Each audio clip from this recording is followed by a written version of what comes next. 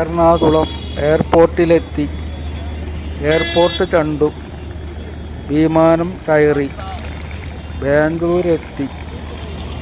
ബാംഗ്ലൂർ 1 മണിക്ക് വിശ്രമമുണ്ടായിരുന്നു. അതുകൊണ്ട് ബാംഗ്ലൂർ എയർപോർട്ടും കാണാൻ കഴിഞ്ഞു. സമയമായപ്പോൾ പ്ലെയിനിൽ കയറി ലക്നൗവിലെത്തി. ലക്നൗവിൽ വന്നു നേരെ പോയത് റെയിൽവേ സ്റ്റേഷനിലേക്ക്.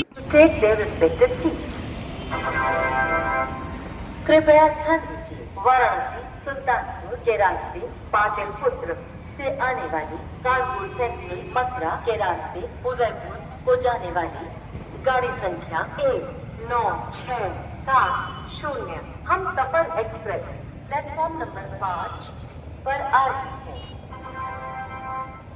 May I have your attention please? Train number 19670 Humsafar express from Pataliputra via Varanasi Sultanpur to Udaipur via Kanpur central Mathura is arriving on platform number 5.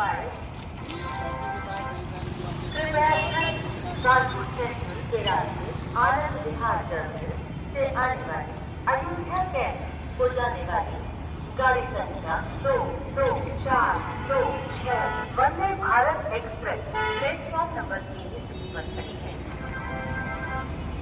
May I have your attention? Train number 22426 Vande Bharat Express from Anand Vihar Terminal via Kanpur Central to Ayodhya Camp standing at platform number 1. സാധാരണ ജനങ്ങൾ സഞ്ചരിക്കുന്ന വാഹനം ട്രെയിനാണല്ലോ. Train വരുന്ന സ്ഥലം railway station. Lucknow പട്ടണത്തിലിറങ്ങിയ ഉടനെ എൻ്റെ ആഗ്രഹം railway station കാണണമെന്നായിരുന്നു. ഞാൻ റെയിൽവേ സ്റ്റേഷനിലെത്തി. ആദ്യം ഞാൻ സ്തംഭിച്ചു പോയി. ഇത് റെയിൽവേ സ്റ്റേഷനാണോ അതൊരു കൊട്ടാരമോ? അതെ, ഇതൊരു കൊട്ടാരം തന്നെയാണ്. 1914 ബിഷപ്പ് ജോർജ് ഹെർബർട്ട് ഫൗണ്ടേഷൻ ചെയ്ത് 1923 റീസ്ട്രക്ചർ ചെയ്ത് പണി പൂർത്തിയാക്കിയ റെയിൽവേ സ്റ്റേഷനാണ് ചാർബാഗ് റെയിൽവേ സ്റ്റേഷൻ. ഇതിനെ ലക്നൗ NR റെയിൽവേ സ്റ്റേഷൻ എന്നും വിളിക്കും. ഇതിൻ്റെ ഡിസൈനർ JH ഹെർമൻ ആണ്. ഈ റെയിൽവേ സ്റ്റേഷൻ്റെ നിർമ്മാണ ശൈലി മുഗൾ രാജവംശത്തിൻ്റെയും ആവാധി രാജവംശത്തിൻ്റെയും നിർമ്മാണ ശൈലിയാണ് ഉപയോഗിച്ചിരിക്കുന്നത്. ഈ റെയിൽവേ സ്റ്റേഷന് വേറൊരു പ്രത്യേകത കൂടെ ഉണ്ട്. മഹാത്മാഗാന്ധി ആദ്യമായി നെഹ്റുവിനെ കാണുന്നത് ഈ റെയിൽവേ സ്റ്റേഷനിൽ വെച്ചാണ്. ഈ റെയിൽവേ സ്റ്റേഷനിൽ സ്വാതന്ത്ര്യ സമരം മുറിയപ്പോൾ എന്തോരം വിഐപികൾ നമ്മുടെ നേതാക്കൾ ഈ റെയിൽവേ സ്റ്റേഷനിലൂടെ സഞ്ചരിച്ചിട്ടുണ്ട്. അങ്ങനെ മഹാത്മാക്കളായ നേതാക്കന്മാർ സഞ്ചരിച്ചിട്ടുള്ള ഒരു റെയിൽവേ സ്റ്റേഷനും കൂടിയാണ് ചാർബാഗ് റെയിൽവേ സ്റ്റേഷൻ, ഉത്തർപ്രദേശിൽ.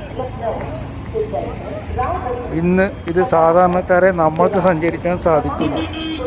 നമ്മൾ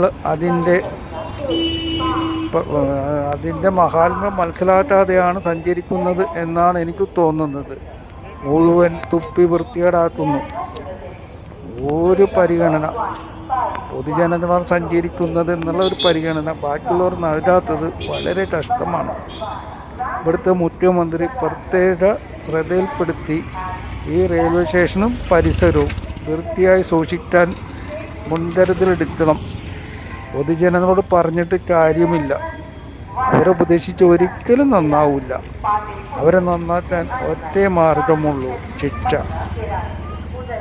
ഇവിടെ വൃത്തികേടാക്കുന്നവരെ മാതൃകപരമായി ശിക്ഷിക്കാനുള്ള നടപടികൾ സ്വീകരിക്കണമെന്നാണ് ഭരണാധികാരികളോട് എനിക്കുള്ള അഭ്യർത്ഥന. എല്ലാവരും എൻ്റെ ചാനൽ സബ്സ്ക്രൈബ് ചെയ്യണം, ലൈക്കും ചെയ്യണം, കമൻറ്റും ചെയ്യണം. എന്നാലേ എനിക്ക് യൂട്യൂബിൽ പിടിച്ചു നിൽക്കാനാവും. എൻ്റെ ചാനലിൻ്റെ പേര് ഷെല്ലി MF. എൻ്റെ ചാനൽ എല്ലാവരും കാണുമെന്നുള്ള പ്രതീക്ഷയിൽ ഞാൻ വീണ്ടും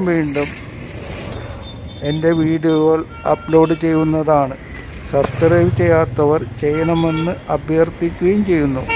ഈ വീഡിയോ കണ്ട നിങ്ങൾക്കെല്ലാവർക്കും ഞാൻ നന്ദി രേഖപ്പെടുത്തുന്നതോടൊപ്പം ഒരിക്കൽ കൂടി എൻ്റെ ചാനലിൻ്റെ പേര് ഞാൻ ഓർമ്മപ്പെടുത്തുന്നു. എൻ്റെ ചാനലിൻ്റെ പേര് ഷെല്ലി MF. എല്ലാവരും വീഡിയോ കണ്ടതിന് നന്ദി.